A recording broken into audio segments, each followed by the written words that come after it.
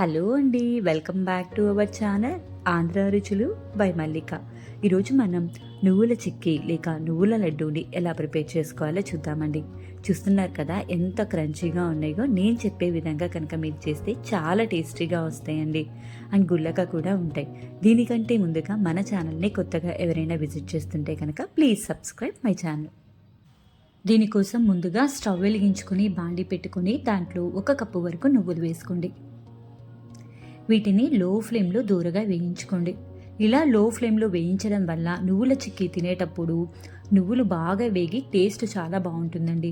అదే మీరు హై ఫ్లేమ్లో వేయించారనుకోండి పచ్చి పచ్చిగా తగులుతుందనమాట. నువ్వులు చాలా ఫాస్ట్గా వేగుతాయండి. ఇవి వేగినప్పుడు ఇలా పైకి పేలుతూ ఉంటాయండి. ఈ విధంగా పేలుతున్నప్పుడు మనం స్టవ్ ఆఫ్ చేసేసుకొని వీటిని ఒక ప్లేట్లోకి తీసుకొని పక్కన పెట్టేసేసుకుందాం.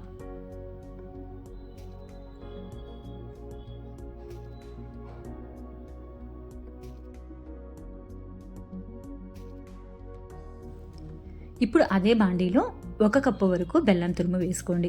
1 కప్పు నువ్వులకి 1 కప్పు బెల్లం కరెక్ట్గా సరిపోతుందండి. దీంట్లోనే కొంచెం వాటర్ పోసుకొని ఈ బెల్లం కరిగేంత వరకు కూడా మీరు దీన్ని ఉడికించుకోండి.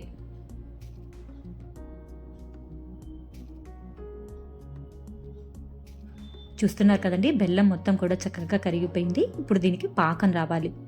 ఇది పాకం వచ్చే లోపల మనం ఒక వుడెన్ బోర్డ్ కానీ లేదంటే మీ దగ్గర ప్లేట్ కానీ ఉంటే దానికి కొంచెం నెయ్యి అప్లై చేసుకుందామండి నువ్వులు చిక్కి వేసుకోవడానికి. ఇలా దానికి మొత్తానికి కూడా నెయ్యి అప్లై చేసుకోండి వీడియోలో చూపిస్తున్న విధంగా. స్టీల్ ప్లేట్ కంటే కూడా ఇలా వుడెన్ బోర్డ్ అయితే కనుక మీకు చిక్కి చాలా బాగా వస్తుందండి.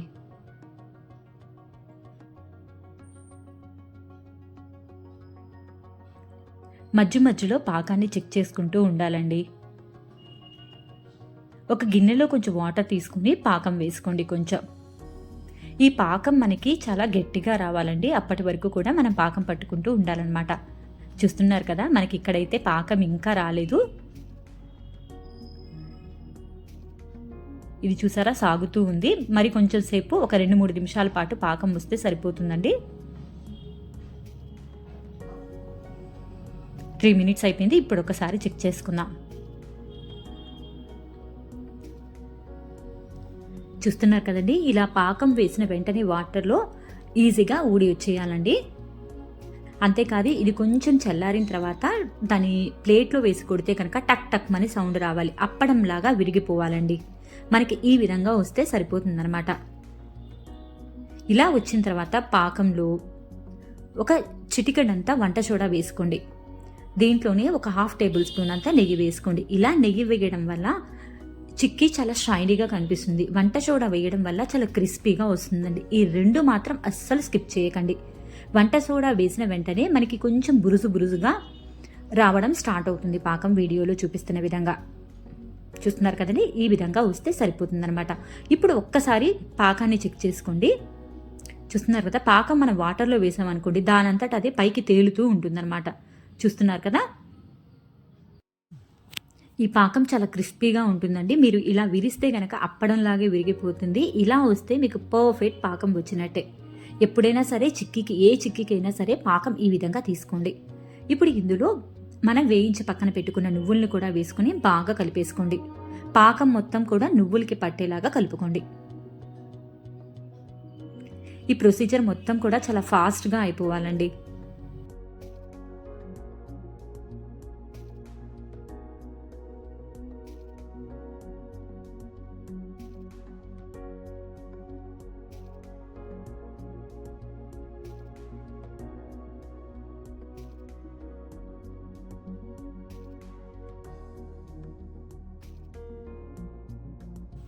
ఈ విధంగా మొత్తం కలిసిన తర్వాత మన వుడెన్ బోర్డ్ మీద కొంచెం నెయ్యి అప్లై చేసుకున్నాం కదా, దాని మీద ఇది వేసేసుకుందామండి. మీ దగ్గర ఈ వుడెన్ బోర్డ్ లేకపోతే కనుక ప్లేట్లో అయినా నెయ్యి వేసుకుని దీన్ని వేసుకోవచ్చండి.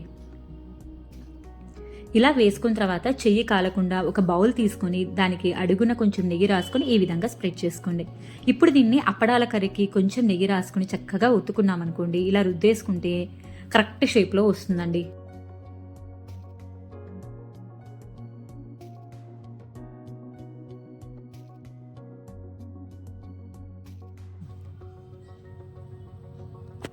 చూస్తున్నారు కదా, ఈ విధంగా పల్చగా ఒత్తుకోండి. మనకి బయట షాప్లో ఏ విధంగా అయితే ఉందో అలానే వస్తుంది. ఇప్పుడు చాకి కొంచెం నెయ్యి అప్లై చేసుకుని ఈ విధంగా వీడియోలో చూపిస్తున్న విధంగా కొంచెం వేడిగా ఉన్నప్పుడే ఈ విధంగా ఘాట్లు పెట్టుకోండి. మనకి ఇది చల్లారిపోయిన తర్వాత ఈజీగా వచ్చేస్తుంది. పాకం కరెక్ట్గా వచ్చి ఈ విధంగా చిక్కీ ప్రిపేర్ చేశారనుకోండి, కేవలం అరగంటలో ఈ చిక్కీ ఆరిపోయి మనకి పర్ఫెక్ట్గా వచ్చేస్తుంది. చూస్తున్నారు కదా, చిక్కీ చక్కగా ఆరిపోయింది. ఇప్పుడు మీకు తీసి చూపిస్తాను చూడండి ఎంత పర్ఫెక్ట్గా వస్తున్నాయో. ఇది ఆరిపోయిన తర్వాత నైఫ్తో ఊరిక ఇట్లా అన్నామనుకోండి కింద నుంచి చక్కగా వచ్చేస్తుందండి. ప్రతి ఒక్కటి కూడా కరెక్ట్ షేప్లో చాలా చక్కగా వస్తాయి అన్నమాట. చూస్తున్నారు కదా ఎంత క్రంచీగా ఉన్నాయో, షైనింగ్గా కూడా ఉన్నాయి కదా. మీరు ఈ విధంగా చేయండి, చాలా టేస్టీగా ఉంటాయి. పిల్లలు కూడా చాలా ఇష్టంగా తింటారండి. మీకు కనుక ఈ రెసిపీ నచ్చినట్టయితే మీ ఫ్రెండ్స్ అండ్ ఫ్యామిలీకి షేర్ చేసి మన ఛానల్ని సబ్స్క్రైబ్ చేసుకోండి. Thank you all for watching us.